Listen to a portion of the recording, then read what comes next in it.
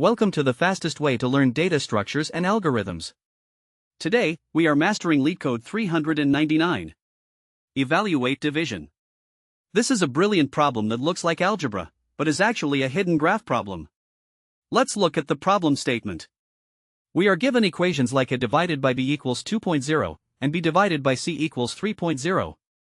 Our task is to answer queries like, what is a divided by c? If a path exists, we return the result. If not, we return negative 1.0. Think of it like a currency exchange bureau.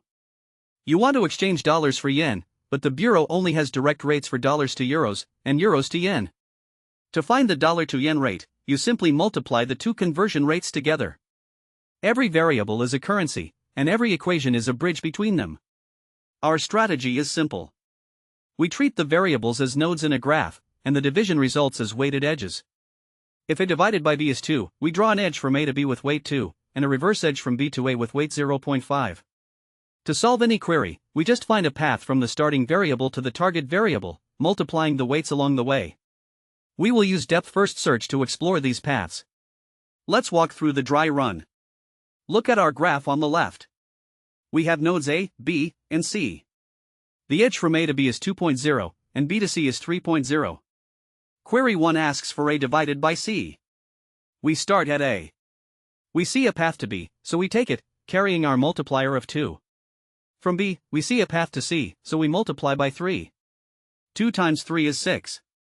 We found c, so the result is 6.0. Query 2 asks for b divided by a. We start at b.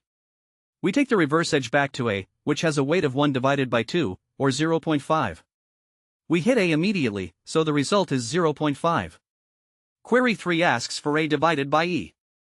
We start at a, but variable e doesn't even exist in our exchange bureau. Since e is unknown, we immediately return negative 1.0. Now, let's look at the Python implementation. First, we build our adjacency list, which we call graph. For every equation a divided by b equals value, we store b in the value under a, and we store a in 1 divided by the value under b. This allows us to travel in both directions. Next, we define our DFS function. It takes the current node, the target, a set of visited nodes to prevent infinite loops, and the current product. If the node isn't in our graph, or if we've already visited it, we return negative 1. If we reach the target, we return the product. Otherwise, we recursively visit every neighbor, passing along the updated product. Finally, we loop through each query, call our DFS, and collect the results.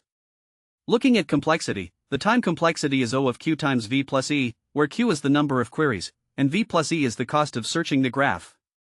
The space complexity is O of v plus e, to store the adjacency list. And that is evaluate division mastered.